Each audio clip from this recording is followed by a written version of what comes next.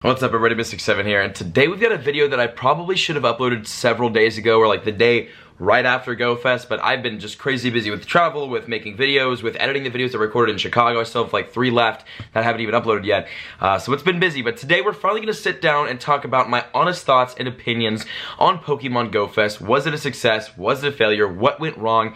What happened? Now I already got a tweet today saying, oh, he's probably going to lie about it all. If you guys are longtime viewers of my channel, and I mean like before Pokemon Go viewers of my channel, you'll know that I've had a really solid history of like telling the truth on my channel and being real with you guys, being open with you guys, telling facts. I'm not a very like sit back and lie about things. I'll leave it to the clickbait spoofing community. That's their thing. Now yes, I am technically still sponsored by Niantic for this video, and I do have good relationships with the people in that company, and they're honestly cool people. So it may seem like this video might be a little biased, but trust me, this is like my serious thoughts and opinions and kind of what happened in my day at Pokemon Go Fest. Quickly, I want to talk about one brief thing before we get on with this video and I finish editing this. Let me just set this camera up. One word. Sellouts. This week, almost all the YouTubers that attended Pokemon Go Fest made these videos talking about their opinions and thoughts, and a lot of it was positive and some of it was negative. It happens, you know, ups and downs. A lot of us, all of us, have been called sellouts by a lot of people throughout the community. Let me remind you that for months now, we've been begging Niantic for attention to come to the YouTube community and collaborate with us, and you guys have been behind us 100% on that. And then, you know, the event happens and it goes sideways, and then one YouTuber starts talking a bunch of crap, and then a lot of people start referring to us as sellouts. Like, yo, fam, we made it. We got to Niantic, the Pokemon Go community, the YouTube community. We have finally collaborated, which just opens up so many awesome possibilities for the future of Pokemon Go and Pokemon Go YouTube. I'm just gonna hold my camera because it's falling. So to those calling us sellouts because we seem like we're just hyping up our relationships with Niantic, we're legitimately juiced. We've been asking for this for months, and we're just excited. Well, the people that are like partnered and actually care about this community, like myself, Nick, Reversal, all the guys, we're excited because this means we can further progress and improve the Pokemon Go community both on YouTube and off YouTube, and that's awesome and exciting for us. So if it seems like we're overly excited or overly happy about being partnered with Niantic or sponsored by Niantic, it's because we care about the community, and we've been wanting this forever because we want to further the community, not because we're freaking sellouts. Now that's off my chest, we can continue with this video.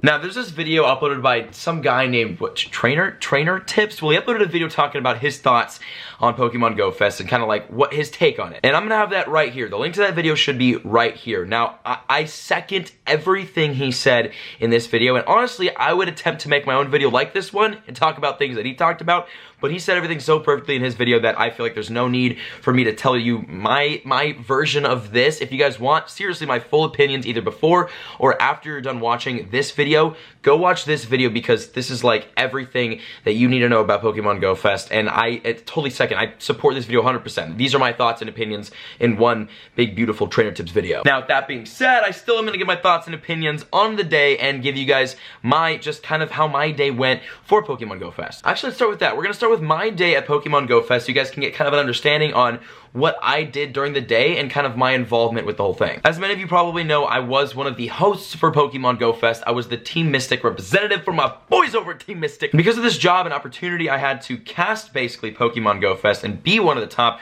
or one of the team representatives. I didn't get to play a lot of Pokemon Go throughout the day. So I showed up early, I did get the unknown, but it took me forever because I had a little bit of login issues, but it was kind of before everyone was in the park, so it wasn't too bad. Just I had the problem of no unknowns were spawning. But I was able to catch the unknown, I caught the Lapras, I played a little tiny bit throughout the day, and that was about it. I probably caught like maybe less than 10 Pokemon, less than 5 Pokemon the entire time I was there. I did not play a lot of Pokemon Go at Pokemon Go Fest. It was only until after where I was able to pull up my phone and play like a friggin' madman and catch all the legendaries. But during the fest itself, I did not play a lot of Pokemon Go, so obviously there were a lot of complaints about connectivity issues. I didn't experience that much throughout the day because I only played when there were really no connectivity issues happening, and I didn't play when it was like the thick of it. Now you're probably wondering, what did you do all day, Mystic, if you didn't play Pokemon Go at Pokemon Go Fest 2017? Literally all day long, and I am not over exaggerating here. I sat in my tent and I met with fans. I probably took like thousands of pictures with you guys and met so many of you, and it was so awesome.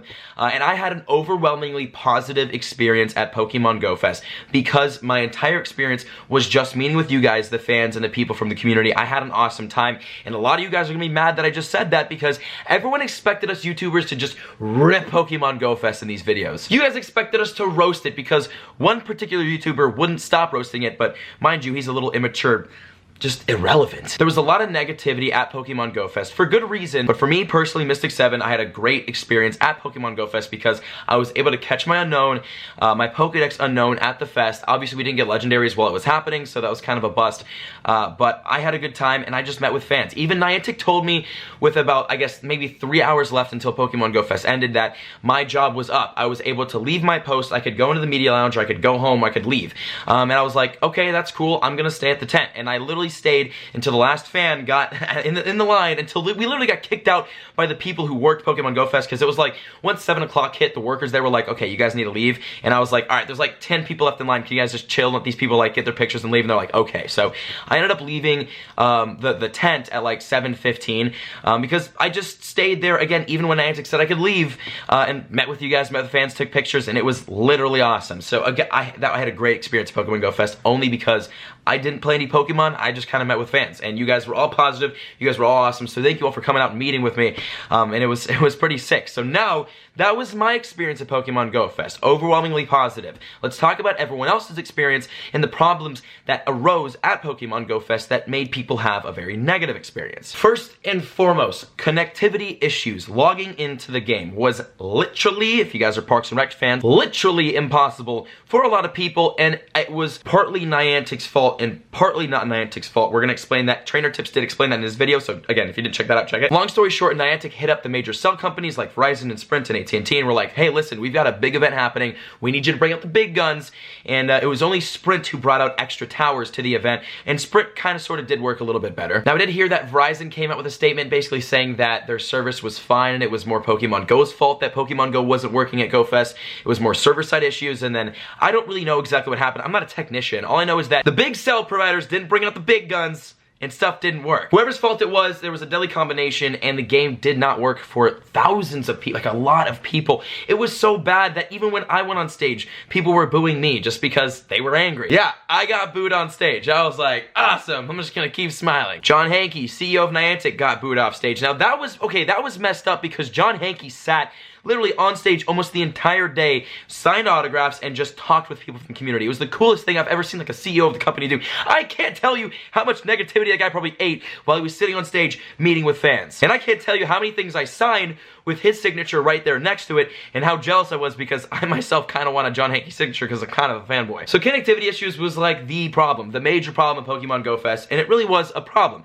Whether it was Niantic's fault or this cell provider's fault, it was still, it still happened. And it still prevented a lot of people from logging in, and I talked to people throughout the day, and as the day went on, a lot more people were able to log in, and that's mainly because a lot of people were leaving, so there was kind of less people on the servers and less people on the internet in that area, so it was kind of easier to use the internet. Now, if you guys have ever been to a concert or a festival, you'll know that using the internet at these places, even trying to post to your Snapchat story, is literally impossible because there's so many people in one area trying to use the internet service, and that's just kind of what happened at Go Fest. So connectivity issues was seriously a problem. I'm not going to sit back and be like, oh, you know, I logged in, I got my unknown, it was a great event. No, it was an issue. It was a serious issue. Again, I'm not gonna lie to you guys. The next point was weather. Now, I want to talk about weather, and I'm going to talk about it very positively, and you guys are not allowed to get mad because I was there the day before Go Fest was happening with Niantic, with the people who were hired to help set the place up. We were setting up, we were getting some like pre-roll videos filmed.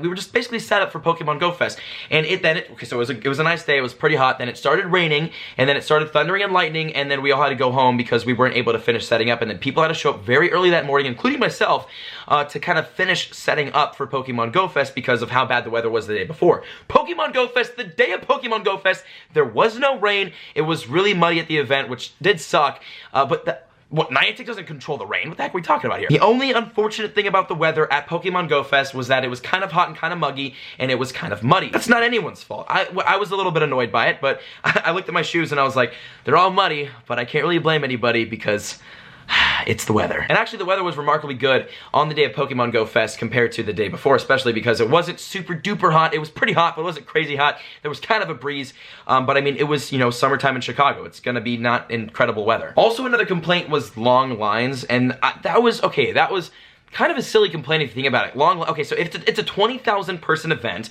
you're allowed to line up at 6 a.m. and they put it at 6 a.m. because they knew people were gonna line up earlier, and people were lining up earlier because people really wanted to get in, and the doors didn't open until 10. So 20,000 people lining up from 6 a.m. to 10 a.m. and then trying to get in, it was pretty tough. Now, on Niantic's end, there was only one entrance. It wasn't the best entrance, and it was pretty slow. So the long lines, there's gonna be long lines for a festival this big or an event this big, but there definitely should have been more than one entrance point. So that was kind of on Niantic's end. And so Niantic, moving forward for the next event or events, if it's gonna be over 5,000 people, definitely have more than one entrance, or a bigger entrance, or just a more efficient way of getting people through that front gate and into the event, because the lines were kind of long. Even getting out, it was kind of long. So yeah, I definitely would recommend to Niantic to kind of fix that issue, because that's definitely fixable. There's a humongous spider crawling down the wall where I sleep. I'm gonna kill you. Hold on.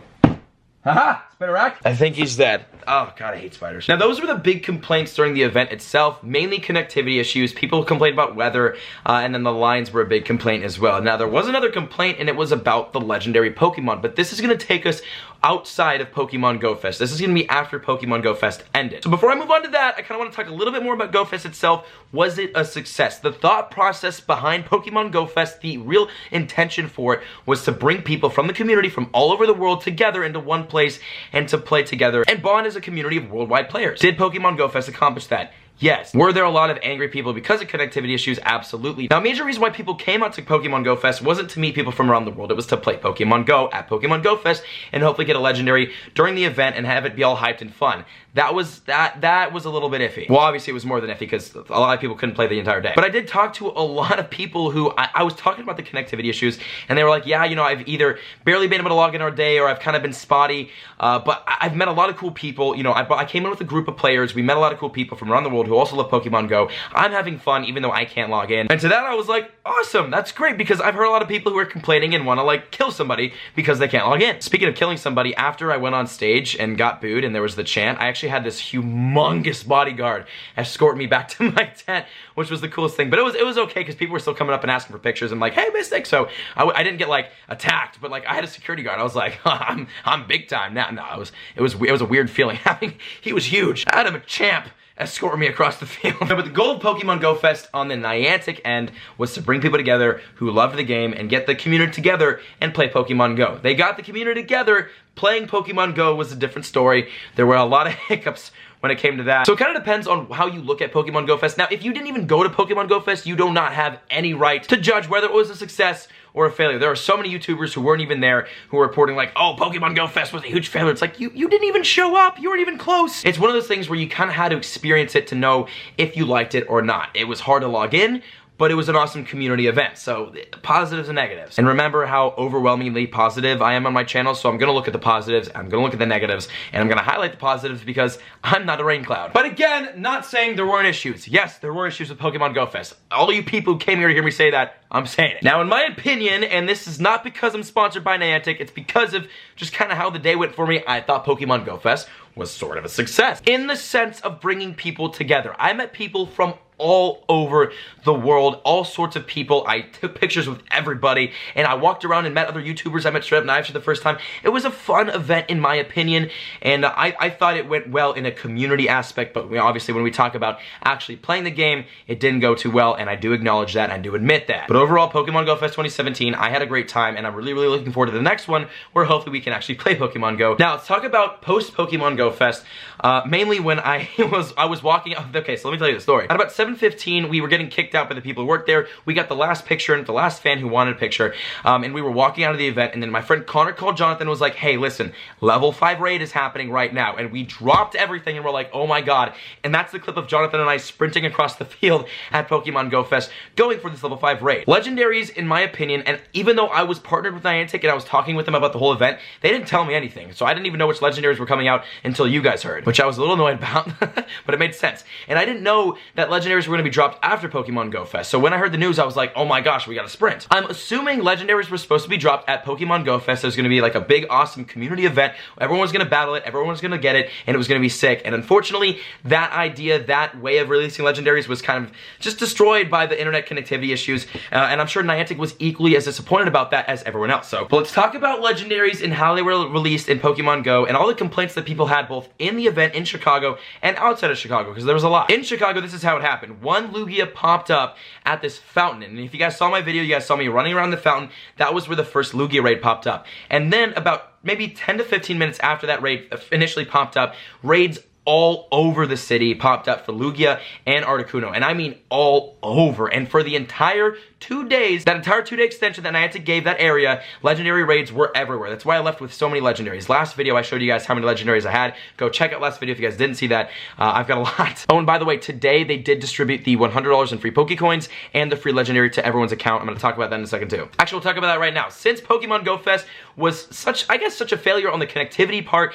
and people just weren't able to log in, Pokemon Go reimbursed people by reimbursing their tickets. You can get a refund if you submit a form. You should have gotten an email. They gave everyone $100 in in-game credit, and they gave everyone a free Lugia. They reimbursed people fat because they felt bad about this event because they know that it didn't go well. They know that the connectivity issues were happening, and they felt bad. So Niantic tried to make it up to you guys. So they tried to make it right, which is awesome that they actually did that, because they could have sat back and been like, oh well, but they reimbursed people really fat. Here's how legendaries in Chicago work. They were spawning everywhere, and I mean literally everywhere all day long.